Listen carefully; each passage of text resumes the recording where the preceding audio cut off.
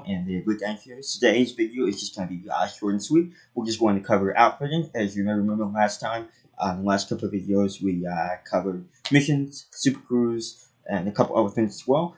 Those videos will be linked in the cards, or wherever each card up in this video, so you can click on those and take a look at those as well. And then, yeah, I may also be doing a forward place as well. I just want to thank everybody who has been watching these videos, and if you want to see more videos, please always make sure to like and subscribe. Okay, so like I said, today we're just going to go ahead and start with some outfitting. So do some outfitting. So we're actually back at the same place we've been, the park stock, which is in the hangar area. So that's where we're now top. So to access outfitting, you're just going to go in Starport Services, go over outfitting, and then this is the outfitting tab. So we got a couple things to know here. With outfitting, you have a bunch of categories. So you have your hard points; those are your ship's weapons, which you use to keep yourself, defend yourself. Utility mounts, like point defense, chaff skins, ECM, etc., etc. Your core internal, thruster, shield, power plant, scanners, etc., etc. Optional internal shield, SOV bays, fighter bays, fuel scoop, fuel tank, etc., etc. Delivery is there's a currency called arts. It's bought you can earn it in game. You have a weekly cap of 400 per week. I'll get more into that later, but not in this video. It's not video now. You can buy it. You can also buy it out of game, and you have to check the frontier store for prices of arts. Then your stored monitors. If you have any monitors that are stored, then you just gotta go and show them. Okay, and then so generally in outfitting screen, you got your ship specs. So the specific ships give you your integrity. That's your current hull strength. So this type one currently has 108.0 hull strength. Your top speed right now is 220 meters per second. The boost speed is 322 meters per second. And then the total mass of the ship. Then you have your power area. How much the maximum power output is 6.40 megawatts. And then currently, so you have your traffic is that if all the key is stowed, you have 5.49 megawatts of power being used. If it's deployed, you have 6.27 megawatts of power being used out of the max of 6.40. So your jump minimum, max, and current range. Sorry, I'm just making off. So your jump minimum, max, and current range. So the minimum jump range is the lowest you can go, so 725. Our current range is the current range, 7.84, and the maximum you can go on with what we have right now is 8.15 light years.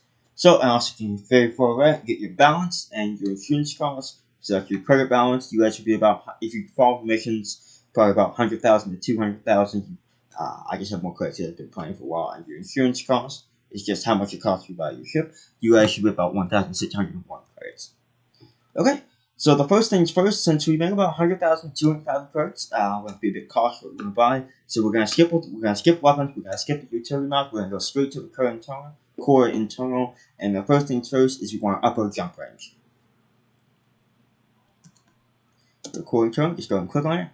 So, core internal is the lightweight, alloy, power plant, thrusters, frame shift drive, life support, power sensors, fuel tank, etc., etc. So, with outfitting, depends. Not all stations have all the modules. There are stations that you can go to when you get elite, one of the elite ranks. You can have access to a station that has all the modules, but not all stations have all the modules. Default. This is where Anara comes in. That way, you can just go anara.cz in Google search, and you can just go ahead and find the module you're looking for, find the station that has that module, and then go and buy it from that station.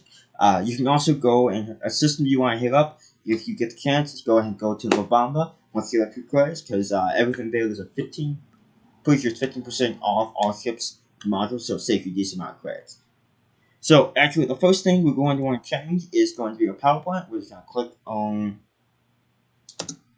power plant, power shop. Hey!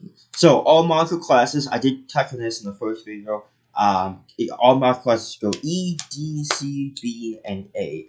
E is the worst of the worst. It's automatically installed by default. D is better than E, but still not the greatest.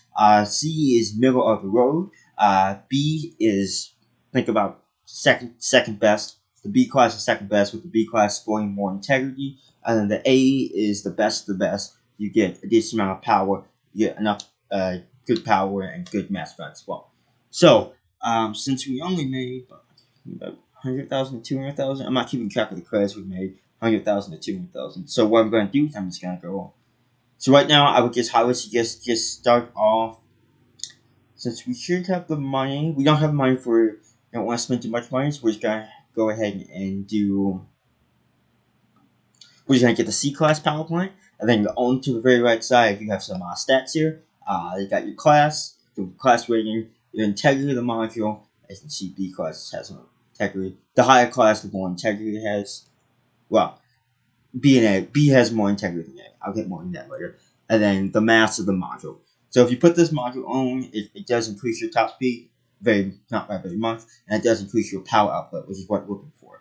So what we're gonna do to buy this, you just hit the spacebar, click buying options, and you can just exchange it for a module you already have, or you can store it, but what we'll just do is go ahead and change it. Okay, so now it's changed. Now we have a max of 8.000 megawatts. So actually what we want to do, we're going to have to go back and go ahead and go to optional internal.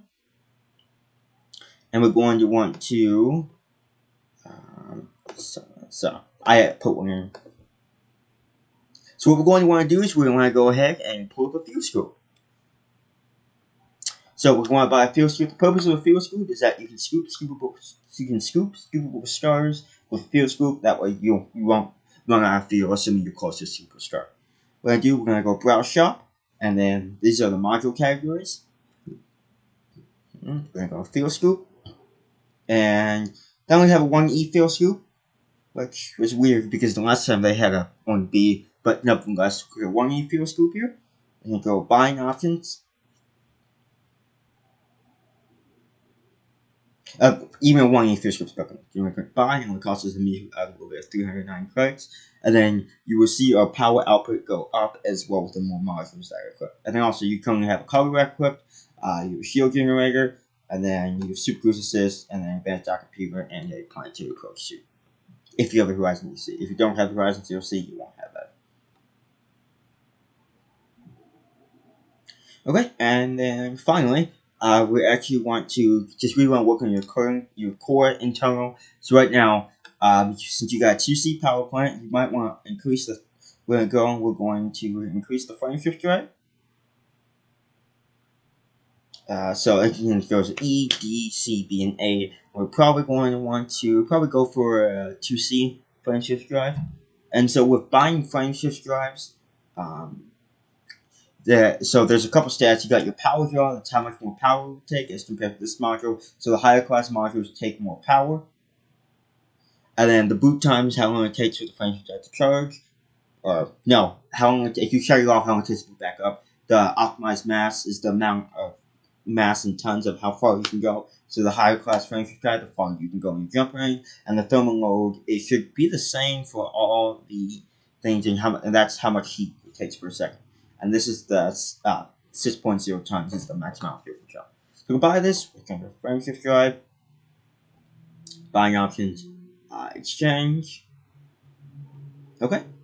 So we got our power plant, frame shift drive, and the last thing we're going to want to touch is the thrusters. So generally with a power plant, you generally want to have if you guys are rolling credits and you just want to upgrade one thing, I would highly suggest upgrading the power plant. Because that way you can put higher class modules later on. Because what will happen if you have let's say a 2C power plant and then you have a 2A thrusters, you're gonna be overpowered.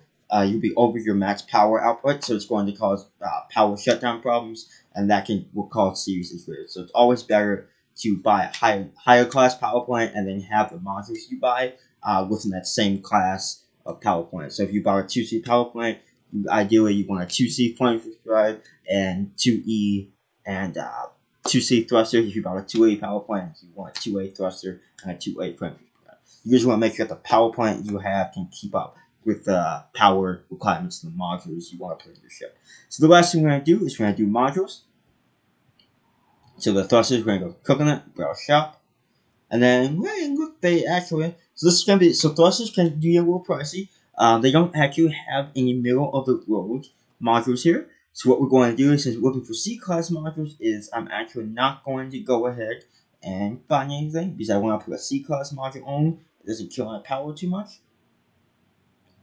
And it's a little cheaper because just save us some credits. So what we're going to do is we're actually not going to do that. I'm going to call it here.